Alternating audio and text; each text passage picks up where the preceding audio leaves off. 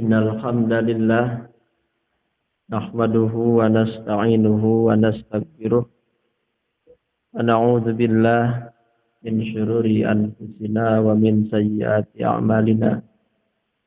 May yahdihillahu fala mudhillalah wa may yudlil fala hadiyalah.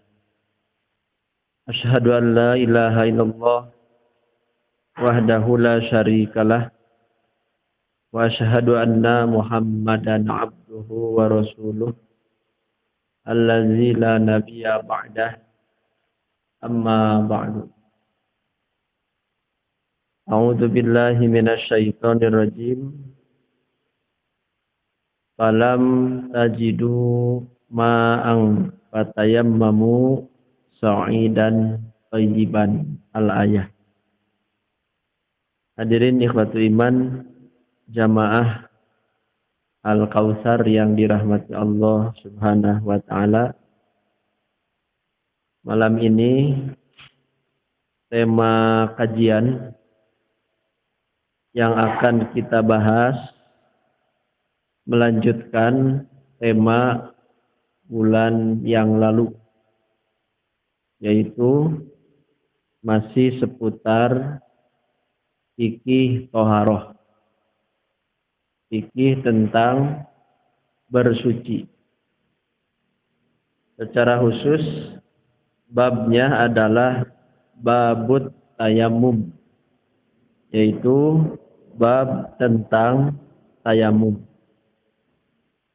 Pada bulan lalu tema yang sudah dibahas yang pertama adalah pengertian tayamum, bahwa tayamum itu dalam fikih artinya mengusap wajah dan kedua tangan dengan debu atau dengan tanah yang baik yang tidak ada najis dengan cara tertentu sebagai bentuk ibadah kepada Allah Subhanahu wa ta'ala.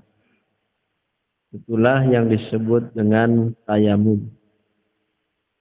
Yang kedua, kita juga sudah membahas bahwa alat untuk tayamum itu adalah tanah atau debu yang tidak tercampur oleh najis.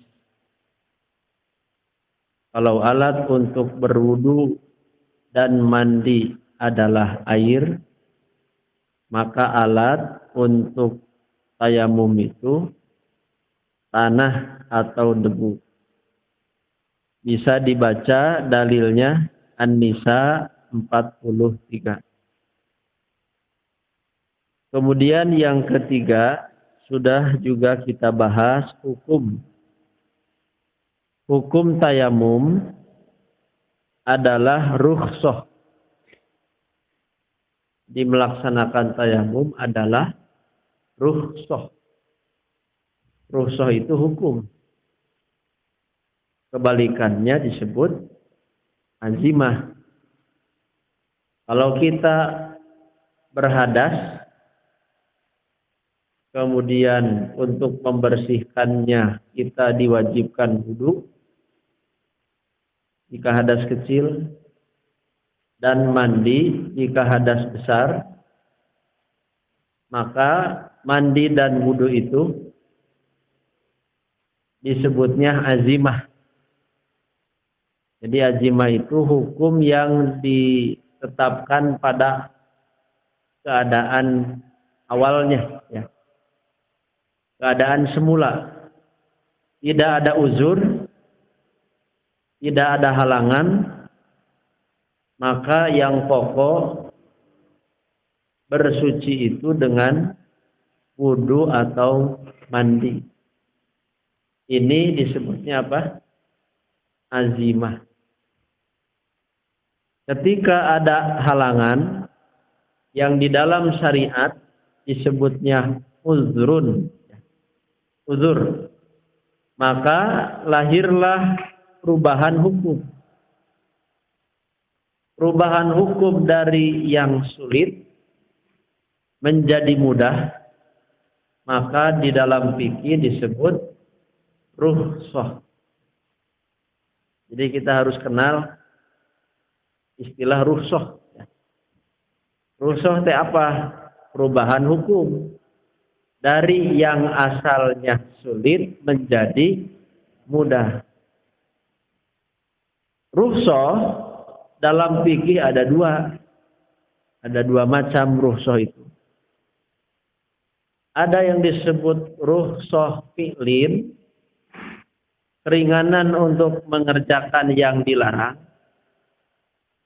Ada rukhsah tarkin, yaitu keringanan untuk meninggalkan yang diperintah.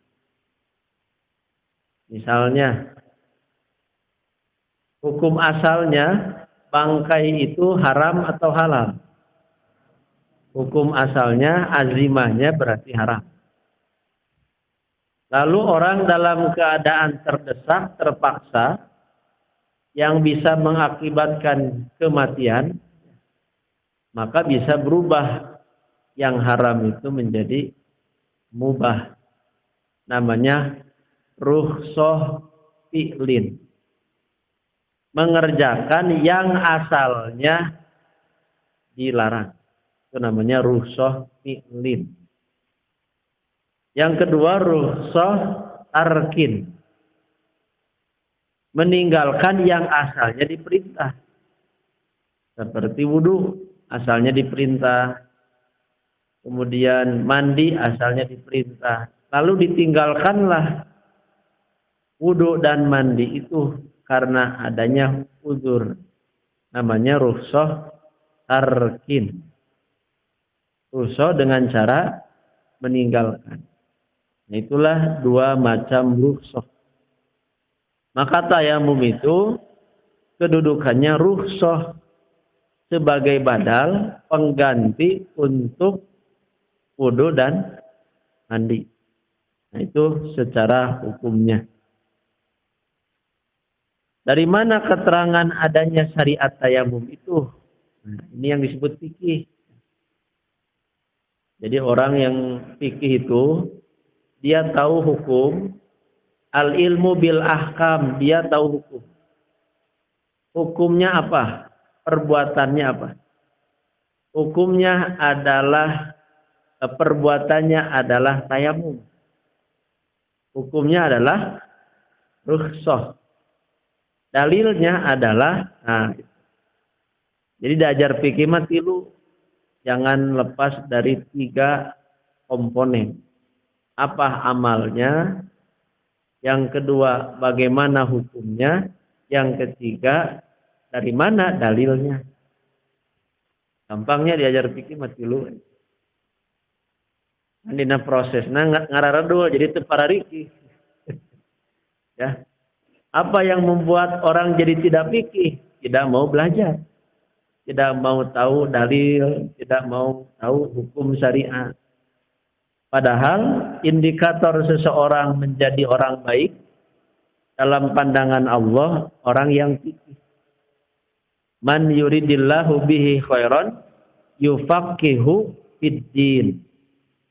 Barang siapa yang Allah kehendaki kebaikan, maka Allah pahamkan dia terhadap agamanya. Jadi kalau kita ingin mendapat kemuliaan, kebaikan di sisi Allah, maka jadilah orang yang tafakuh fiddin, berupaya memahami agama. Karena kalau tidak ada tafakuh fiddin, bahayanya apa? Bahayanya amalnya 2 kemungkinan, berpahala atau tidak. Namun tafakuh fiddin mah itu.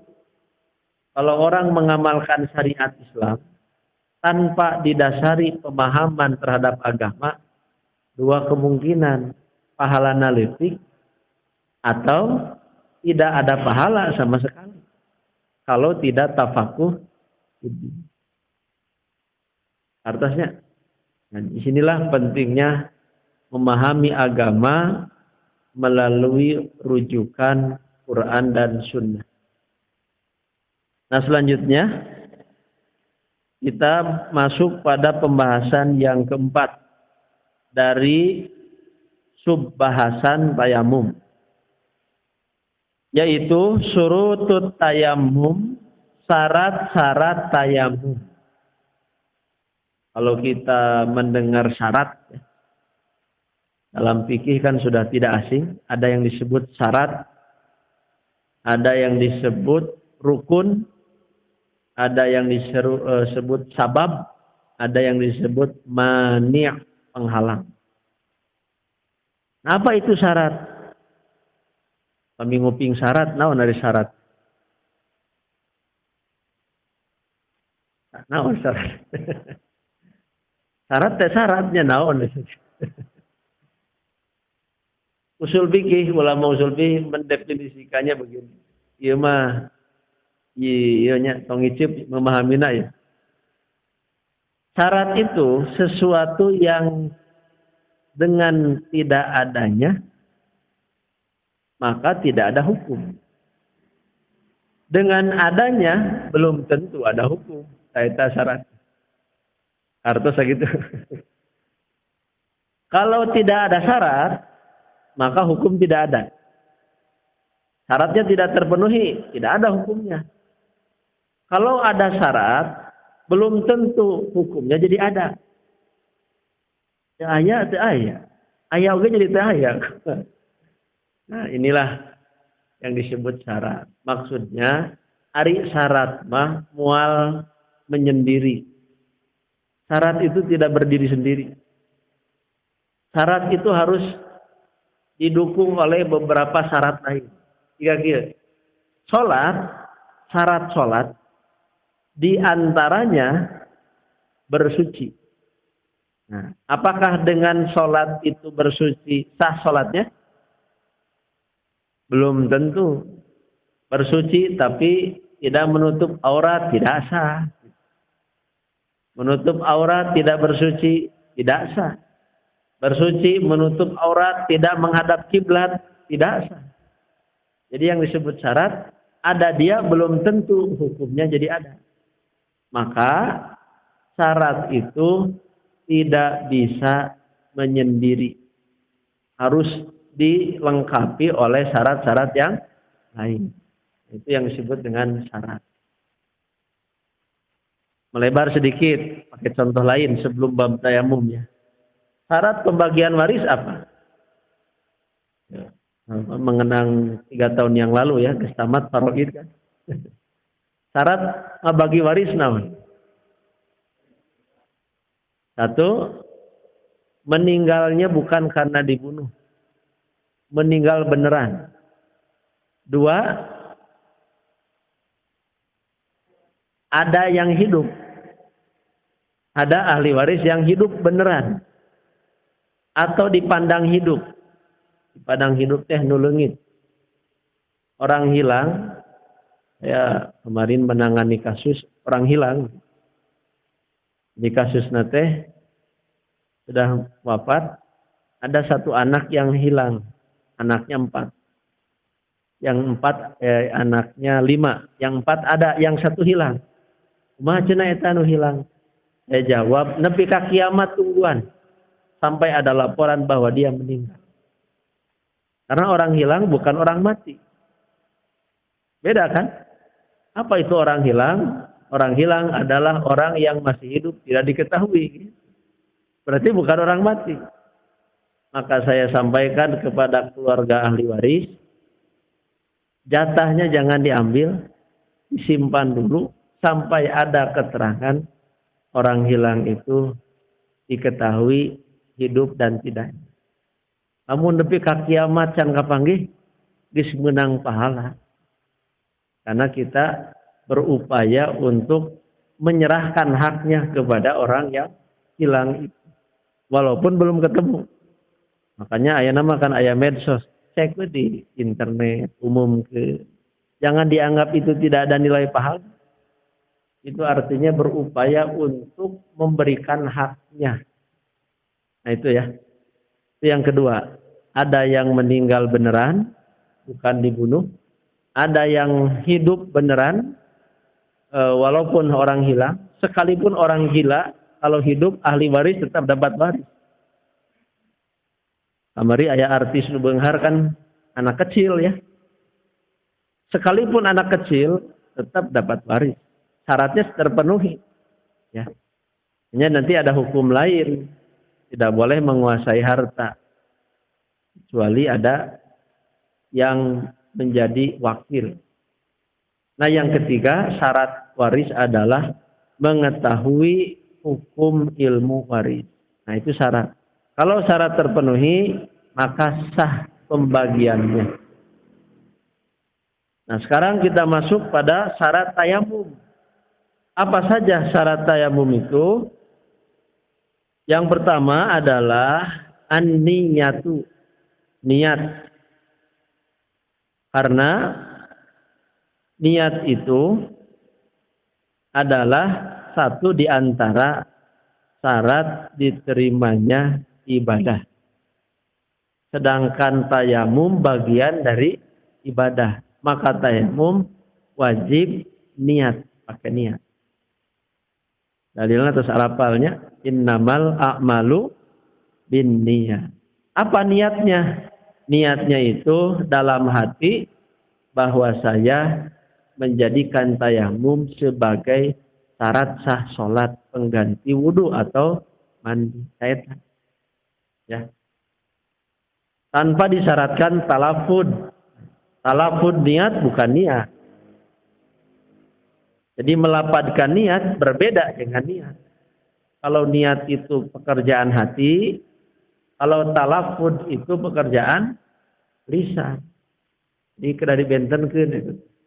Karena pekerjaan manusia itu dalam hal ibadah aya tilu. Aya pekerjaan hati, aya pekerjaan lisan, aya pekerjaan anggota badan. Banyak orang yang luput tidak perhatian terhadap amalan hati, terutama bab niat. Kan ayat pepatahnya, bukan hadis ini ungkapan hikmah para ulama. Kata para ulama, banyak amalan kecil, enteng, sepele, jadi besar pahalanya oleh niat.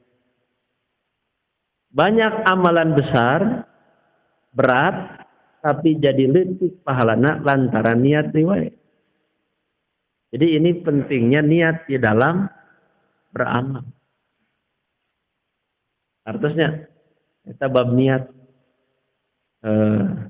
Sekalipun amalan itu kecil, niatnya mulia. Contoh kumaha? Tidur balah. Tidur. Makan, minum itu kan mubah. Itu perkara yang mubah, tapi diniatkan. Ya Allah, saya menjadikan tidur ini sebagai istirahat agar memiliki kekuatan untuk ibadah ketika bangun. Ya Allah, saya niatkan makan, minum, berpakaian ini untuk mengabdi kepadamu. Jadi berpahala. Beda makan nanti lantaran lapar. Ya, pahalaan teh. Ya ada mubah. Yang namanya mubah itu sama sekali dikerjakan tidak berpahala, ditinggalkan tidak berdosa. Tapi dirubah. Yang mubah teh ku niat, ta eta nu niatna. Yang menjadikan pahala amal yang mubah itu adanya niat. Artinya, nah makanya untuk apa ada niat? Kata para ulama, membedakan mana ibadah, mana adat. Maka orang beriman mengerjakan aktivitas itu bukan karena adat. Kayak adat mah kebiasaan. Kade ulah nganggap biasa lagi ngaji. Werbo ya ngaji adat itu mah. Tapi kudu aya ibadah. Nah biasa ya. Werbo mah thalabul ilmi, arah ningkat iman gitu ya. Arah nambah pahala, arah dihapus dosa, itu yang jadi nilai ibadah. Yang kedua, niat itu membedakan berbagai jenis ibadah. Misalnya sholat. Subuh 2 rakaat. Qabla subuh juga 2 rakaat. Naon nu ngabedakeunana? Pakai niat. Allahu Akbar 2 rakaat. Jadi niatan sholat naonnya itu tadi. Nah, sah tidak? Tidak. Diterima dan tidaknya amal mun teu make niat sok sanajan alus moal aya pahalaan. Eta niat. Jangan dianggap remeh-temeh gitu bab niat teh. Maka orang yang beriman selalu mengikatkan niat itu karena Allah untuk mendapat pahala dari Allah atas dasar perintah Allah.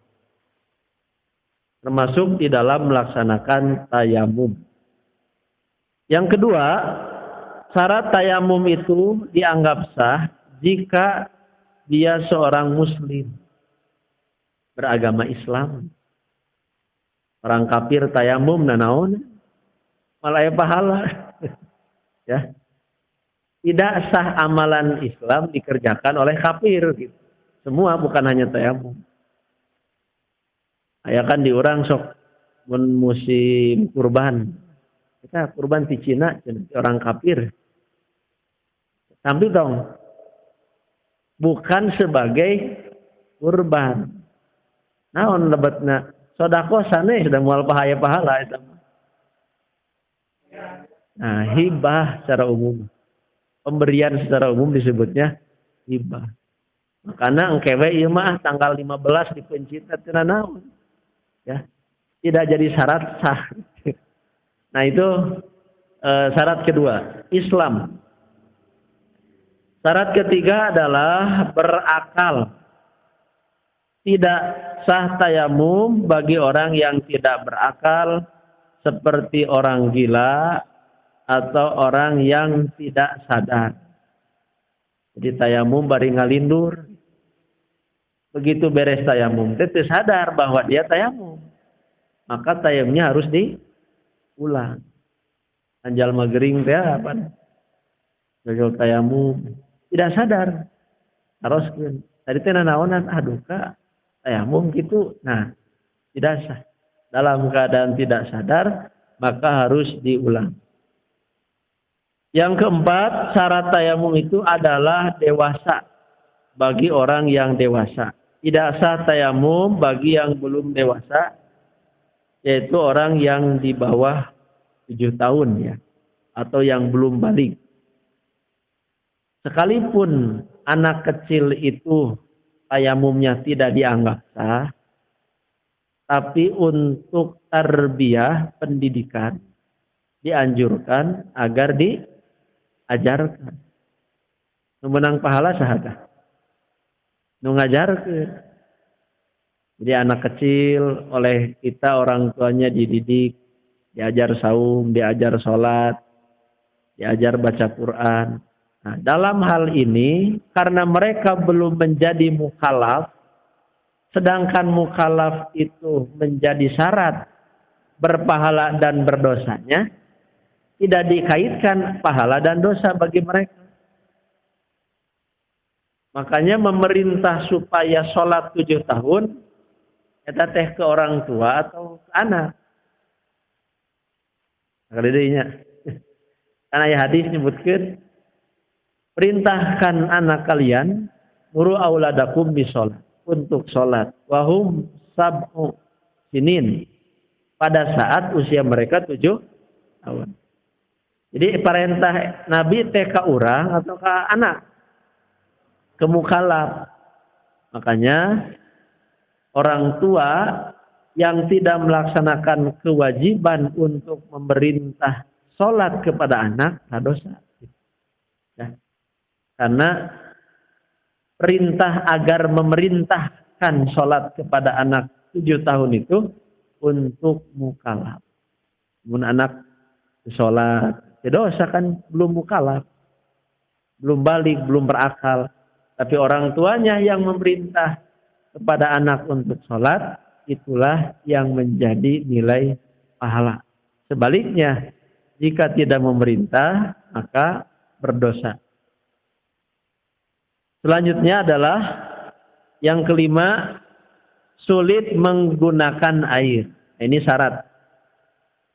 Ini bisa termasuk syarat, bisa juga kategorinya sabab. Kenapa ada tayamum? Karena ada sebab. Apa sebabnya? Tidak ada air. Bisa juga kategori syarat. Sulit menggunakan air itu alasannya yang pertama memang tidak ada airnya. Ini kasusnya kayaknya 2 sahabat 7 safar, kemudian tidak ada air, tayamum weh. 2 sahabat. Setelah tayamum sholat 2 nana. Terus beres sholat, aya air. Nu hiji mengulangi deui ah. Ulangi deui cenah. Tadi mah aya nama aya cai. Wudu saja, sholat deui kadua. Cek urang nu bener mana? Nu mengulangi atau nu tidak mengulang? Maka dua-duana laporan ka Rasul, didongengkeun. Maka Rasul menjawab kepada yang mengulangi, ya. Laka ajroni, kamu dapat 2 pahala. Jadi yang mengulang sholat karena ada air dan berwudu lagi atau berwudu mendapat berapa? 2. Kepada yang tidak mengulang apa kata Rasul? Asobta sunnah, kamu sesuai sunnah. Maka dari hadis ini yang benar itu adalah yang tidak mengulang. Hari sesuai sunnah seberapa pahala? Kan anu tadi mah 2 pahala, anu sesuai sunnah seberapa pahala? 3 berarti. 3. Dari mana 2 pahala yang mengulang? Pahala pertama dari sholatnya yang pertama. Yang dengan tayamum. Pahala nu kedua, dia berijtihad. Ijtihadnya tidak benar. Maka karena ijtihadnya tidak benar, tetap ada pahala yaitu 1. Jadi 2. Maka kepada yang tidak mengulangi, 3 pahalanya. Dari mana 3? Pahala yang pertama dari amal sholat ya, yang pertama. Pahala yang kedua tidak mengulangi sholat karena dianggap cukup dengan tayamum. Jadi 2 pahalanya ditambah hiji jadi 3. Kenapa? Ijtihadnya benar. Berapa pahala? 2. Kalau ijtihad benar. Makanya pernah ayat ungkapan ya. Semua orang di dunia ini yang berijtihad tidak ada tahu siapa ijtihad yang benar. Makanya kewe antosan di akhirat. Hari ijtihad orang salami itu benar salah. Mun ternyata di akhirat pahalana hiji berarti salah. Tapi kalau ternyata ijtihadnya benar, pahalanya adalah 2. Tapi yang disebut ijtihad itu tidak sembarangan, asal nyimpulkeun aya perangkat ilmunya. Di antaranya ada ilmu usul fikih. Selanjutnya, sulit menggunakan air itu karena apa? Tadi yang pertama karena memang tidak ada air. Falam tajidu ma'an fatayammamu sa'idan thayyiban. Yang kedua, karena takut bahaya dengan menggunakannya.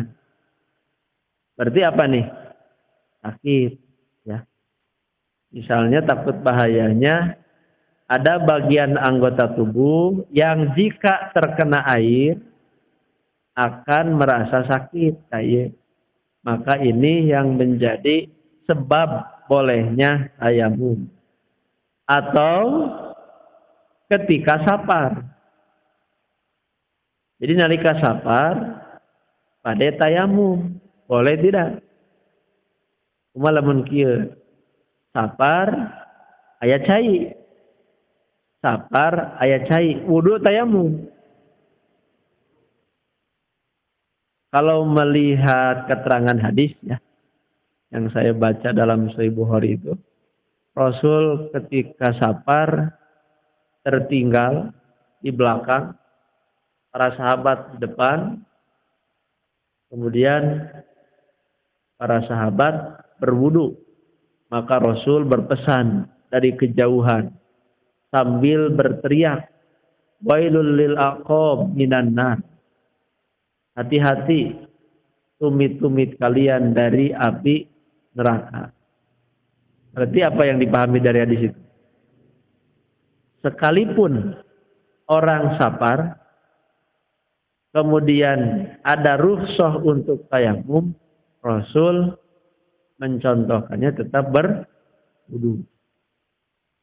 Namun tayamum boleh nggak? Boleh. Ngan rukhsah berarti mengambil rukhsah.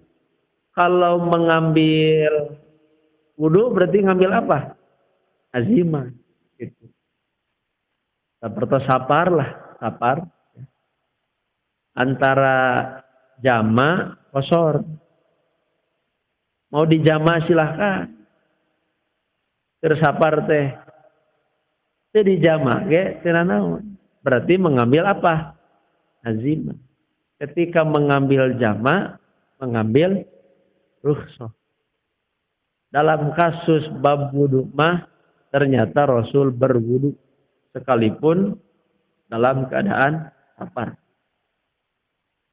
Selanjutnya, syarat yang keenam, tayamum itu adalah dengan tanah yang suci yang tidak tercampur najis.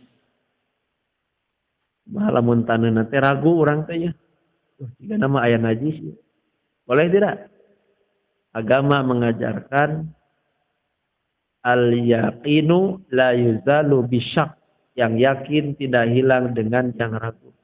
Tinggalkan yang ragu kepada yang tidak ragu. Ragu aya najis, tinggalkan. Pindah ke tempat lain. Ya.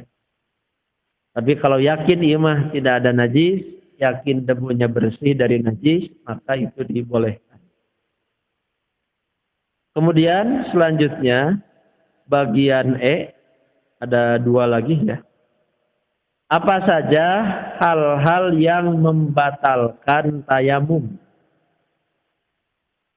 Di patarosana, apakah tayamum teh sakali tayamum untuk satu sholat? Atau tayamum itu sama seperti wudu? Mana? Nuleres.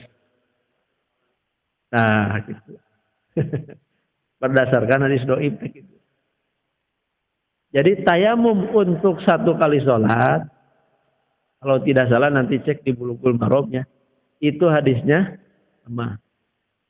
Makanya karena tayamum kedudukannya sama dengan wudu, boleh satu tayamum untuk 5 sholat sekalipun. Kalau memang tidak ada yang membatalkan. Menjuti damang repot misalnya. Sholat subuh tayamum. Begitu zuhur masuk. Masih can batal. Tekap tayamum nu subuh. Masuk waktu asar. Tekap biasa nu subuh. Ya. Jadi tidak ada syarat dan ketentuan. Satu tayamum, satu sholat. Tapi lamun bade tajdidut tayamum. Memperbaharui tayamum. Itu sama dengan tajdidul wudu. Memperbaharui wudu. Boleh tidak? Boleh, tajdid namanya. Memperbaharui. Sekalipun tidak ada hadas. Nah yang pertama, yang membatalkan tayamum itu sama dengan yang membatalkan wudu. Yaitu hadas kecil. Termasuk juga hadas besar. Yang mewajibkan mandi. Baik junub, haid, ataupun nifas. Jika seseorang tayamum dari hadas kecil, kemudian kencing atau buang air besar, tayamumnya menjadi batal. Jika tadi kasusnya, sholat subuh tayamum, begitu jam 9 pagi, ada hadas yang keluar. Maka mau sholat zuhur, tayamum deui. Artinya, jadi tayamum subuh teh, jadi batal, karena hadas. Kemudian badal sama hukumnya dengan yang dibadali. Jadi kan tayamum teh pengganti, maka hukumnya sama dengan yang diganti, yaitu wudu atau mandi. Yang kedua, yang membatalkan tayamum itu adalah ada air. Ada airnya, belum sholat. Atasnya, yang laki mau sholat, sudah ada niat tayamum. Tayamum nanti ayat cair gini. Begitu jalan ke depan, lihat air. Maka batalkan niat tayamumnya menjadi dengan wudu. Jelas ya? Beda dengan hadis tadi. Hadis tadi mah tayamum, kemudian sholat. Yakin bahwa airnya tidak ada. Begitu beres sholat, kakarak ayat cair. Kenapa? Karena sudah melaksanakan sesuai dengan syariat. Kan ayat kaidahna, lamun parentah sesuai dengan sebagaimana mestinya, bebas dari perintah itu. Jadi tidak usah diulangi. Ya. Kemudian yang ketiga, yang membatalkan tayamum itu adalah tidak ada uzur. Tidak ada halangan secara syar'i. Misalnya tidak sakit. Yang tayamum nanaonan. Ya. Orang sedang sehat, abdi mah cenah batuk ya. Artarosana eta batuk teh ngabahayakeun teu. Lamun kakenaan ku cai, teu tetap berarti wajib berwudu. Jadi nanti dilihat dulu kualitas sakitnya. Kan sakit beda-bedanya. Misalnya sakit gigi, nah ku cai jadi nambahan jering teu. Namun gitu mah sakitnya itu luka di bagian anggota wudu, nah itu baru dibolehkan untuk tayamum. Nah, penutup yang terakhir dari bab tayamum ini adalah kaitan dengan kaifiat, tata cara tayamum atau sifatut tayamum. Menurut hadis bahwa cara tayamum itu dengan menepukkan tangan ke tanah atau debu yang bersih. Kumaha nepukkeun anak? Nah, gitu ya. Biasanya jadi kudu loba pertanyaan deui. Eta teh nu bagian nu ieu teh nu ieu. Ya. Maka jawabannya yang lazim. Ai lazimna nepuk ku ieu ku ieu. Itu namanya talazum. Saya ambil contoh lain begini ya. Talazum. Ketika orang mau masuk WC, aya doa kan? Naon doa teh? Allahumma inni a'udzubika minal khubusi atarosana lebat WC teh sanes bade buang air besar, sanes buang air kecil. Pada nyandak HP nu tinggalin, itu baca doa gak? Dok mata. Nah, ini yang disebut talazum. Talazum teh memahami hukum sebagaimana lazim biasanya.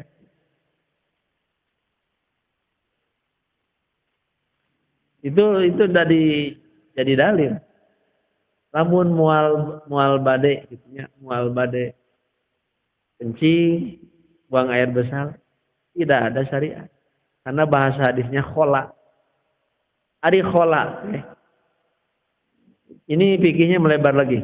Ari khola teh satu tempat yang dihususkan untuk buang air kecil ataupun besar. Itu namanya khola. Di urang sok aya karagu-raguan kieu. Di WC orang makan aya dua. Aya untuk buang kotorannya, aya untuk bocorkeun cai. Nah, patarosana orang ragu wudu di dinya dengan alasan apa? Di WC. Nah, maka talazumnya yang disebut al-khola itu adalah tempat untuk menyendirinya, bukan tempat secara luasnya. Artinya itu talazum namanya. Kesimpulannya, upami orang WC nangan pas-pasan, aya WC, aya keran didinya, sah untuk berwudu di sana. Kecuali yang dilarang itu, yang ada kekhawatiran bertepatan dengan posisi WC. Eta kan kotor mah etana, belah diri makan itu kan. Itu yang disebut talazum ya. Termasuk di sini talazumnya nepuk itu bukan gini. Nepuk, lain kieu teh lazim nepuk. Nah, kieu salah. Nah, itu. Jadi kata-kata menepukkan tangan ke tanah bukan begini karena tidak lazim. Tapi begini, ya. Selanjutnya, debu yang bersih ke tanah atau debu yang bersih lalu diusapkan ke muka lalu tangan. Berarti tas dia ke mana? Nah, ke muka ya. Kemudian tangan.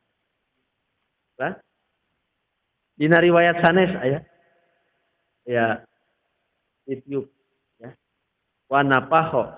Kita baca satu di antara hadisnya ada itu ditiup. Namun memang debunya naon nempel seueur gitu. Hari gitu masak samenen gitu ya. Sedikit itu tidak perlu ditepuk. Atau kalau mau mengamalkan syariat boleh ditiup. Saya bacakan hadisnya. Dari Ammar bin Yasir kata beliau, aku keadaan junub. Kemudian aku tidak mendapatkan air, lalu aku berguling-guling. Mencek bahasa orang gugulitikan. Caina teh aya atau saya gugulitikan di tanah. Kemudian aku sholat. Kata Ammar bin Yasir itu. Aku katakan hal itu kepada Nabi. Maka Nabi menjelaskan kepada Ammar bin Yasir. Innama yakfika kana yakfika hakaza. Sebetulnya kamu cukup seperti ini. Nah, seperti ininya. Lalu Rasul doroba bikafaihi. Beliau menepukkan dengan kedua telapak tangan. Nah, ieu makna zahir. Sanes talajum deui ieu mah zahir. Jadi zahir teh mana nu sebenarnya. Nu disebut kafun mah ieu. Dina bahasa Arab ieu namina kafun. Upami ti dieu namina yadun. Upami ieu sanes kafun ieu. Jadi tidak boleh gini. Dalilnya bukan zahir tapi kafun. Kafun mah ayo. Jelas ya? Itu memahami hadis secara mantuk tersurat secara dohir mana yang jelas. Yang disebut kafun ini satu atau dua? Dua. Boleh satu? Dua teh bukan satu. Dua itu harus dua gitu. Itu memahami dohir namanya. Hiji we, kecuali ada udur, memang tangannya satu. Itu udur. Kemudian setelah begini, lalu Rasul tadi nafakho fihima meniupkan. Nah, meniup pada kedua tangannya. Berarti ditiup. Nah, ada yang ulah naroskeun ini sabaraha kali niupna. Talazum namanya, talazum. Jadi lalaunan ge bagian dari mengamalkan syariat. Setelah itu, setelah ditiupkan, summa masaha bihima, kemudian mengusap. Mengusap dengan kedua telapak tangan itu, yang pertama disebut wajahu. Itu wajahnya. Jadi berarti yuk harus dipahami wajah sebenarnya. Wajah itu bukan sakit. Nah. Ini naroskeun ari jenggot wajah lain. Ini dagu maksudnya, dagu kan. Ya jenggotan. Coba mau ditaruh situ ari dagu wajah saya. Bagian dari wajah. Dalilnya naon? Aku pakai dalil. Dalilnya ada syariat menyelat-nyelati janggut nu aya janggotan. Karena itu bagian dari wajhun. Nah, makanya mohon maaf, jangan asal kieu. Nah, itu belum berarti. Iya kan tidak terus. Ya. Jadi hati-hati ya. Bukan begini tapi merata. Betul-betul yang namanya wajah itu terusap. Ya. Jangan asal usap isi kesadayana. Itu teh bisa dianggap bid'ah sakitu. Nu diusapna wajah ieu mah saparapatna komo misalna satengahna itu kurang. Itu tidak sempurna. Setelah wajah apa? Kafun. Itu ya. Nah, usap kafaihi. Kedua telapak tangannya. Satu lagi hadisnya. Aku bertanya kepada Nabi tentang tayamum, maka Nabi memerintahkan satu tepukan. Satu tepukan itu sekaligus untuk wajah dan dua telapak. Jadi serius. Nah, sana isi ayat pemahaman gitu. Satu tepukan untuk wajah, satu tepukan untuk kedua telapak tangan. Ketika Nabi ditanya, jawabannya dorbah wahidah. Satu kali tepukan itu untuk wajah dan kedua telapak tangan. Pasnya, selesai segitunya. Sementara itu dulu yang bisa kita pelajari. Mudah-mudahan jadi tambahan ilmu yang bermanfaat ya.